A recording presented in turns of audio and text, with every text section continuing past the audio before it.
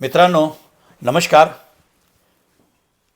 आज आपण आहोत प्रभाग 4 मध्ये अशा व्यक्तिमत्वाशी आपण भेटणार आहोत ज्या वेळेस भाजपाची बाजू ही कमी होती तुमसरमध्ये तरी त्याने खंबीर साथ दिली.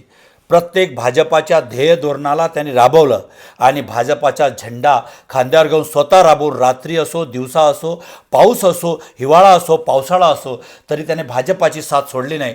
परंतु ऐन वेळेवर भाजपाने त्याच्याशी दगा केला आणि त्याची उमेदवारी नाकारली. अशाच प्रभाग क्रमांक 4 मध्ये आपण भेटणार आहोत माजी सभापती बांधकाम आणि पाणीपुरवठा सभापती रजनीश लांजेवारशी माझ्यासोबत आहेत. श्री रजनीश लांजेवार जे आज माझ्यासोबत आपण यावर चर्चा करणार आहोत. बीबीजी न्यूजमध्ये तुमचं स्वागत आहे रजनीशजी. रजनीशजी तुम्ही प्रभाग 4चे अपक्ष उमेदवार आहात. हो. तुम्ही जेव्हा भाजपाचे नगरसेवक होता त्यावेळेस तुम्ही चांगल्या प्रकारे भाजपाच्या समर्थक आणि खंबीर ध्येय धोरण होते.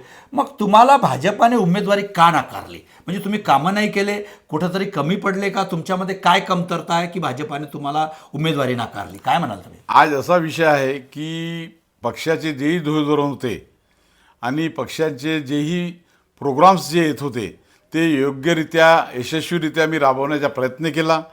त्याच्यानंतर माझ्यावर जी जबाबदारी पक्षाने दिली, पक्षाची कोणती जबाबदारी असो, ज्यावेळेस आमदार चरण वाघमारे यांची तिकीट कपली आणि प्रदीप पडोळे यांना मिळाली त्यावेळेस खंबीरपणे पक्षाशी भक्कमपणे पाठीला उभा राहणारा एकच नगरसेवक होता, एकमेव नगरसेवक होता राजा लांजेवार, राजा रजनीश लांजेवार.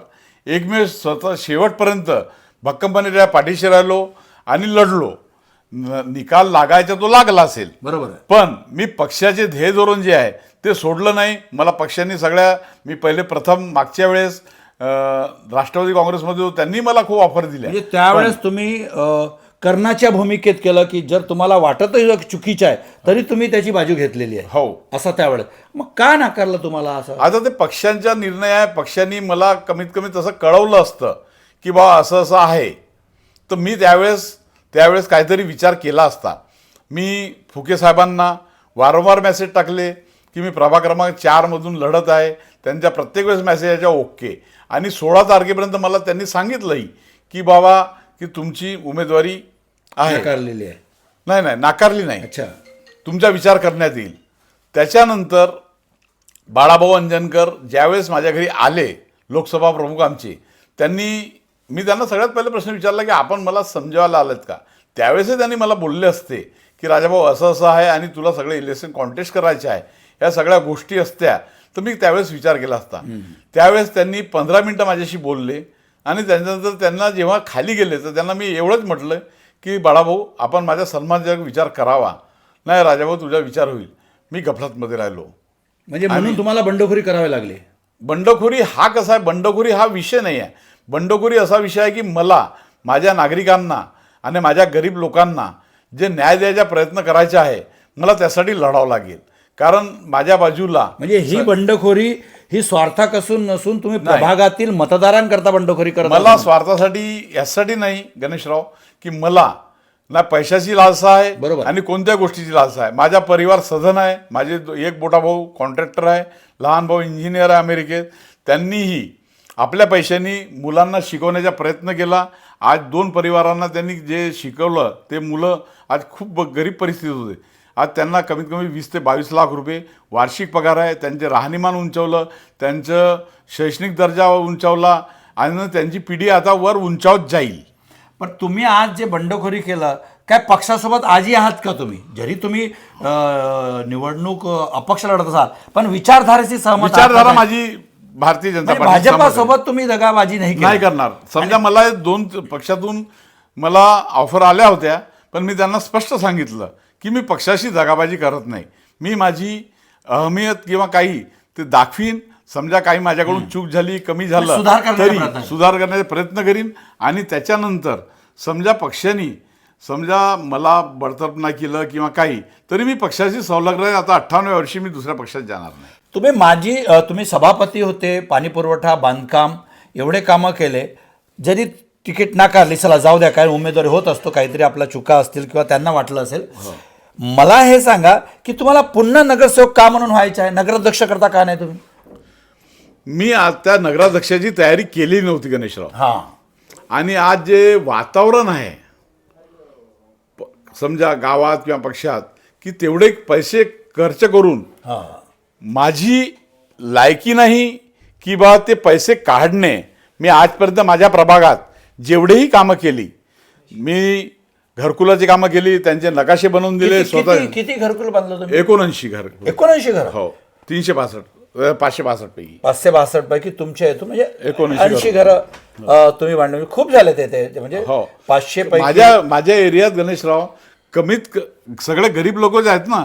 पण आता अशी परिस्थिती आहे की फक्त 1 किंवा 2 घरं ते कौलारू राहिले असतील. त्यांचे काही नजुलचे प्रॉब्लेम आहेत, तेही मी सगळे करून देतो. आणि मी पैसे घेत नाही अशातला प्रकार नाही. त्यांना लागणारा हिशोब मी त्यांना सांगतो, पण त्यांना नगर परिषद, नजूल ऑफिस इथे जायची गरज शारीरिक आणि मानसिक त्रास होत नाही. मी स्वतः जातो, त्यांना सांगतो, बाबा हे नकाशाचे 1000 रुपये त्या आर्किटेक्टने घेतले, 200 रुपये ही फीस भरली, हे भरली, हे सगळे त्यांना हिशोब देतो आणि 1200 रुपये घेतो. तुम्हाला पुन्हाहून मतदारांनी मतं का द्यायला पाहिजे आणि तुम्ही का अशी इच्छा करता की तुम्ही नगरसेवक बनायला पाहिजे? मतदारांनी यासाठी झालं पाहिजे की मी मतदारांसाठी, आता लोकांचं म्हणणं असेल की मी फिरत नाही, पण त्यांना जसं जसं जिथे आहे माझ्या वार्डात, माझ्या प्रभागात एकही आपण फिराल, एकही लाईट बंद राहणार नाही. मी ताबडतोब आज लावलं तर उद्याच्या उद्या माझं काम होतोच. दुसरं, माझ्या कोणाचे इथे मृत्यू पावला असेल तर मी माझ्याकडून 2 ते 3 ओरिजिनल दाखले त्यांच्या घरी नेऊन देतो. बाळाचा जन्म त्यांना झाला त्रास होत असेल नाही कुठल्याही मी त्यांना त्रास होत नाही. बरोबर आहे. जे नगर परिषदेमध्ये जातात. प्रतिनिधीचं काम असतो आहे ना नगरसेवकच्या हो आहे. पण मी जेव्हा नगर परिषदमध्ये समजा आता माझे तर मुलं मोठे झाले, मी तिथे बसला राहतो नगर परिषदमध्ये, एक नगरसेवक किंवा 2-3. जेव्हा 2022ची निवडणूक संपली, 2022ला आमची रिजिम संपली, त्याच्यानंतर 2022 ते 25 पर्यंत मी नगर परिषदमध्येच सगळ्यांना उपलब्ध राहायचो.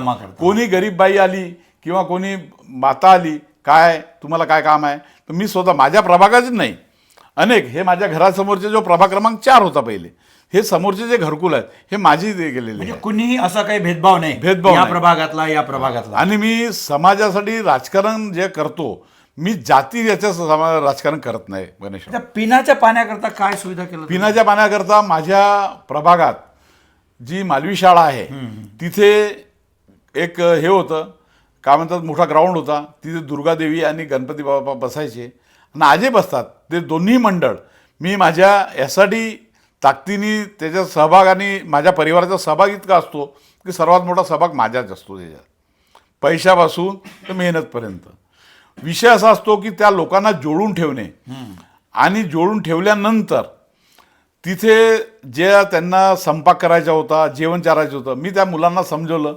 ते त्यांनी विरोध केला होता माझ्या प्रभागातल्या लोकांनी. पण मी म्हटलं की हा जेवण आणि याच्याने तुमचं राहणीमान उंचावणार नाही. पाण्याची जी टाकी आहे, आज 5-50 वर्ष तुमचं हे सगळं पाणी टँकर मुक्त होईल. आज 3 वर्ष झाले माझ्या प्रभागात कुठेही टँकर चालत नाही. अगोदर खूप चालायचे ना, चालायचे. म्हणजे आता ही आणि मी पाणीपुरवठा सभापती असताना तेव्हा 20-25 टँकर पूर्ण गावात चालायचे. पण आज ती लोकांनी म्हटलं असेल की बा ती पाणी पुरवठा योजना फेल झाली, पण माझ्या इथे आजही आपण सकाळी जाल तर दोन्ही प्रकारचे नळ येतात. दोन्ही टाइमला म्हणजे ती तुमच्याकडे समस्या नाही, पाण्याची समस्या नाही. शैक्षणिक मध्ये काय तुमचं? शैक्षणिक मध्ये माझं असं आहे की माझे एक मित्र होते आशिष चितरका म्हणून. त्यावेळेस मला असं वाटलं की आज आपण नगर परिषदमध्ये जे लायब्ररी आहे, वाचनालय आहे, त्या वाचनालयात असे जवळ लोक अगर बसतात आणि ते वातावरण तसं शैक्षणिक नव्हतं तिथे. ते बिचारे गरीब प्रकारचे लोक तिथे येतात आणि ते आपला शैक्षणिक बरोबर करू शकत नाही, शिक्षण बरोबर करू शकत नाही. त्यासाठी मी माझ्या मित्राला आशिष चितरका यांना त्यांना रिक्वेस्ट केली की आपण मला 5 लाख रुपये द्या, मी आपल्या वडिलांचं नाव देतो. त्या लायब्ररीचं उद्घाटनही, वाचनालयाचं उद्घाटन माननीय मुख्यमंत्री यांनी काय म्हणतात त्याला ऑनलाईन उद्घाटन केलं होतं, व्हर्च्युअल. पण त्याच्यानंतर काय झालं तिथे ते सगळा खर्च झाला, सगळ्या गोष्टी झाल्या. त्याच्यात प्रदीप पडोळीचा सहभाग होता, माझ्या प्रदीप पडोळी विरोध नाही, त्याचाही विषय होता. पण आज 3 ते 3.5 लाख रुपयाचे कॉम्प्युटर दिले, प्रदीप पडोळीने काही पैसे खर्च केले आणि ते सगळ्याचे पैसे आम्हाला काही मिळाले नाही आणि ती लायब्ररी काही सक्सेस झाली नाही. त्याच्यात काही अधिकाऱ्याचाही दोष होता. बरोबर आहे. आज पुढं ते- मग पुढं त्या प्रोजेक्टला तुम्ही पुढं करणार काय, समजा तुम्हाला संधी मिळाली? मी आता त्यासाठी माझं असं म्हणणं आहे की माझ्या बाजूला जे घर आहे माझं, मी तिथे अद्यावत लायब्ररी उघडण्याचा प्रयत्न करतो, अच्छा अच्छा अच्छा अच्छा. करणार आहे. माझा तो जिंकणं हारणं तो विषय नाही आहे, पण मला समाजाचे काहीतरी देणं आहे. तर मला त्यासाठी काय, कारण रस्ते नाल्या हे तर सगळं आहे. माझा जुना प्रभाग असल्यामुळे रस्ते नाल्या वीज हे सगळं उपलब्ध आहेतच. पण शैक्षणिक दर्जा जोपर्यंत उंचावणार नाही, त्यांचं राहणीमान उंचावणार नाही, त्यांना पैसा येणार नाही, समाजाची तेपर्यंत समाज वर जाणार नाही. बरोबर आहे. आज माझ्याकडे जेवढेही जे बाकी इकडे समाज होता, आज मी माझ्या नवी प्रभागात जे जुळलो तिथे सर्वात जास्त माळी समाज राहतो. माळी समाज म्हणजे आज क्रांतीसूर्य ज्योतिबा फुले आणि सावित्रीबाई फुले यांनी आज देशाला प्रथम शाळा उघडून महिलांची. या सगळ्या केलं. पण त्यांना आज तिथे त्या त्यांचा दर्जेदार समाज मागे पडलेला आहे. त्यांच्या मागे त्यांनी कसं आहे की ते संघटित नसल्यामुळे आणि ते बिचारे मजूर वर्गासारखे असल्यामुळे आज प्रत्येकांना असं वाटतं की आपला मुलगा शिकावा. पण आता त्यांच्या राहणीमान उंचावण्याचा मी प्रयत्न करीन. काय विजन आहे पुढं, तुम्ही काय करा, समजा तुम्हाला प्रतिनिधित्व दिलं, तुम्ही काय कराल?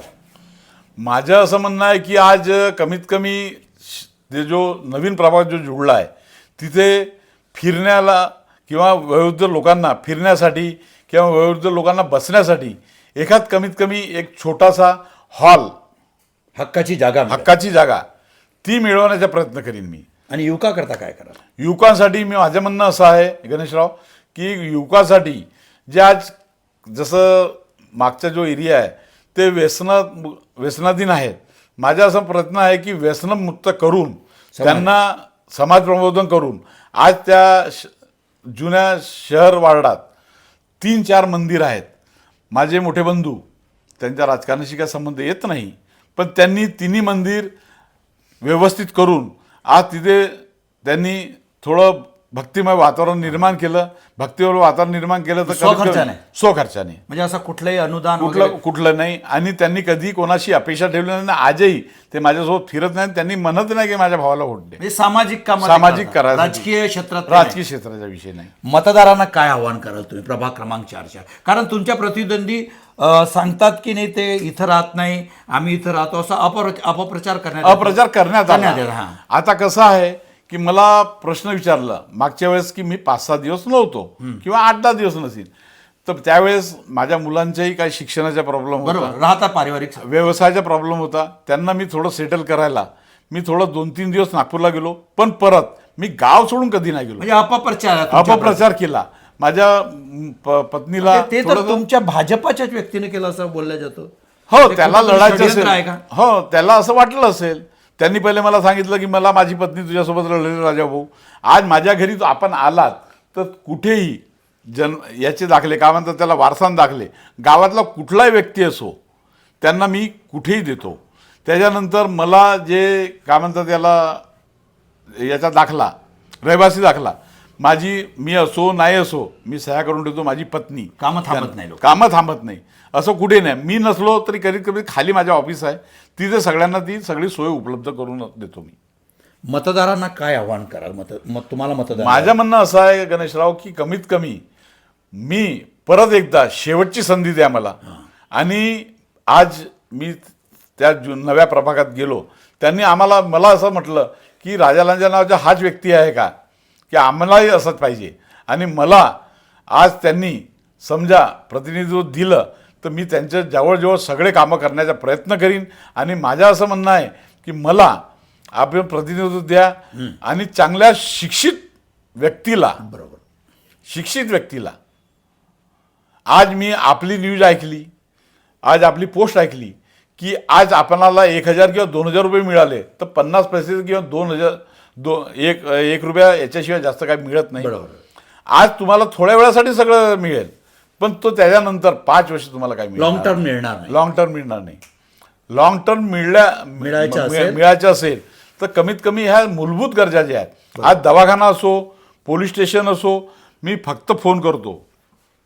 त्या दिवशी मी एक आणि तुमचे चांगले राजकीय संबंध प्रत्येक पक्षामध्ये माझ्या प्रत्येक पक्षात प्रभावशील तुमचे हे आहेत ना, त्याच्यामुळे माझ्या- तुला सोपं जाते ना. माझं कसं आहे, मला देवानी जी शरीरयष्टी दिली आहे ती थोडी दमदार सारखी दिसते, प्रभावशील आहे. Influence. आणि माझा जो परिवार आहे त्याच्यात तुमचे आई-वडील माझे आई वडील दोन्ही जण प्रिन्सिपल होते शाळेत. आणि माझी आई शाळेत असताना एवढा जास्त आज मी तिकडे शिस्तबद्ध फिरायला आहे. शिस्तबद्ध आज कोणासमोर झुकली नाही. 3दा तिला नगर परिषदच्या शाळेत असताना 3दा तिला निलंबित करण्यात आलं, पण ती कोणासमोर झुकली नाही. मित्रांनो, प्रभाग क्रमांक 4चे अपक्ष उमेदवार रजनीश लांजेवार यांच्या सर्व गोष्टी तुम्ही ऐकलेल्या आहे.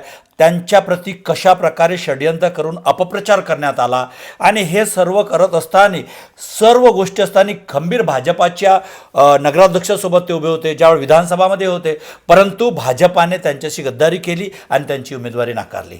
मी गणेशराव, BBG न्यूज तुमसर. धन्यवाद.